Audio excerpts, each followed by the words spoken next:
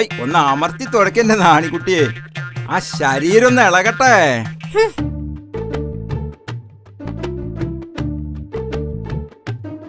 നാണിയോട് ഞാൻ പറഞ്ഞിട്ടുണ്ട്, പൂമൂത്ത ആണുങ്ങൾ ഇരിക്കുമ്പോ അവിടെ കയറി തുടക്കരുതെന്ന്. അങ്ങനെ നോക്കി ഇവിടെ അടിയും തുടങ്ങി നടക്കില്ല.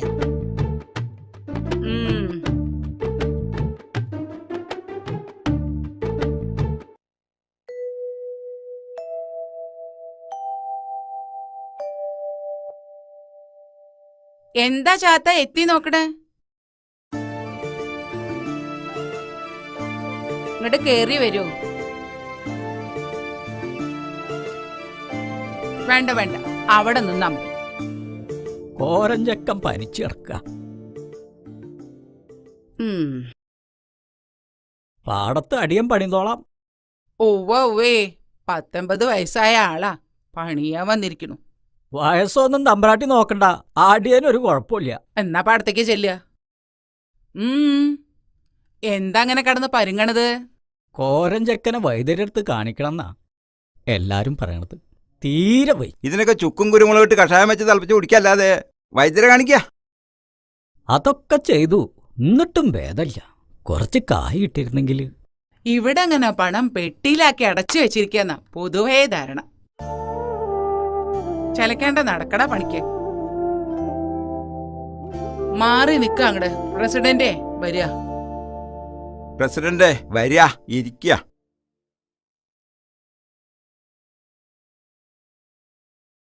ഇരിക്കുക. ഇത്തിരി സംഭാരം എടുത്തോളൂ.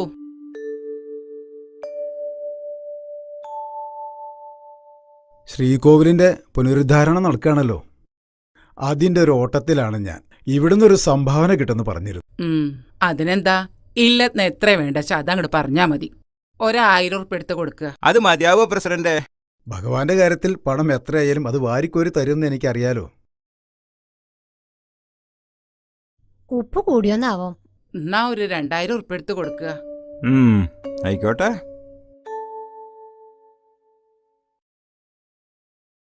ദാനം സന്തോഷമായി തന്നെ സ്വീകരിക്കണമെന്നാണല്ലോ പ്രമാണം. എന്താ ഇവിടെ വായും പൊളിച്ച് നിൽക്കണോ? കോരഞ്ചക്കം പനിച്ചു കിടക്കുക.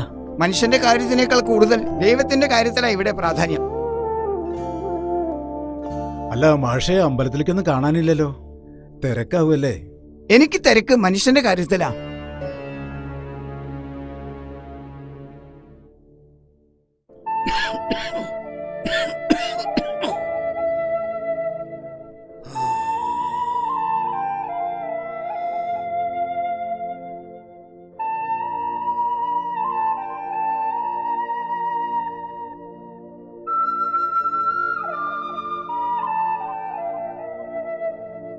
ദേവരെ, തീ പോലെ പൊള്ള പനിയാണല്ലോ, എന്നിട്ടാ പണിക്ക് പോണത്?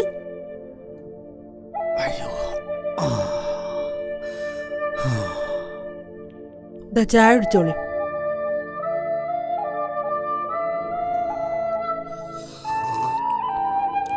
സാരല്ല, പണിക്ക് പോയില്ലെങ്കിൽ പാടത്തെ പണി അവിടെ കിടക്കും. പണി വയ്യാത്തപ്പനല്ലടി പണിക്ക് പോണ്. ഇജ്ജ് മിണ്ടാതെ ഒരു ഭാഗത്ത് അവിടെ കടന്നോ. ഇക്കിപ്പോ 80 ആയിട്ടുള്ളൂ. ഇളിക്കൊന്നും വേണ്ട. എന്നോട് കൈക്കോട്ട് പണിയിൽ മുട്ടപ്പാടെ ഒരു ചേർമനായിട്ടില്ലടി. ആ ഇതാ പെരട പിന്നിൽ കൊണ്ടച്ചാ. ആ ഇനി പയങ്കഞ്ഞി ഉണ്ടെങ്കിൽ എടുത്തേക്കടി. മൂത്താരെ പറമ്പെന്ന് ചീനമുളക് കുറച്ച് കിട്ടിയിട്ടുണ്ട്. എന്നാ പിന്നെ ഞാൻ കൂടെ പണിക്ക് വന്നാലോ? ഡാക്ടറെ കാണാൻ കായുണ്ടാവൂലോ. വേണ്ട നീലി, ഇജ്ജ് അങ്ങോട്ട് പണിക്ക് പോണ്ട. തമ്പുരാന്റെ കണ്ണ് ചീത്ത കണ്ണാ. ഞാൻ അവിടെ പലതും കാണുന്നുണ്ട്. ആ മഞ്ചളുട്ടിയുടെ അനിയനല്ലേ ഇത്? എന്താപ്പോ മൂത്താരുട്ടി ഈ വഴിക്കൊക്കെ ആവോ? അമ്മാവ എന്നെ അങ്ങനെ വിളിക്കല്ലേ, എനിക്കൊരു പേരുണ്ട്, രാമൻകുട്ടി. ഇത് മാഷ് തന്നയച്ചതാ. നമുക്ക് എത്രയും പെട്ടെന്ന് കോരൻ ചേട്ടനെ ആസ്പത്രിയിൽ എത്തിക്കണം.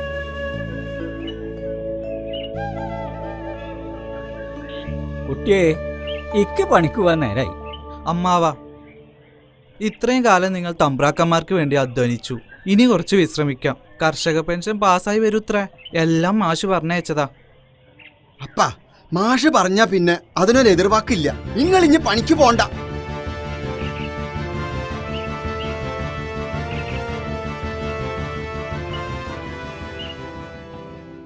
സഖാക്കളെ, ഞാൻ ദിവാകരൻ. മാഷ് എന്നെ ഏൽപ്പിച്ചിരിക്കുകയാണ് എല്ലാ കാര്യങ്ങളും. പാർട്ടിയുടെ തീരുമാനപ്രകാരമാണ് ഞാനിവിടെ എത്തിയിരിക്കുന്നത്.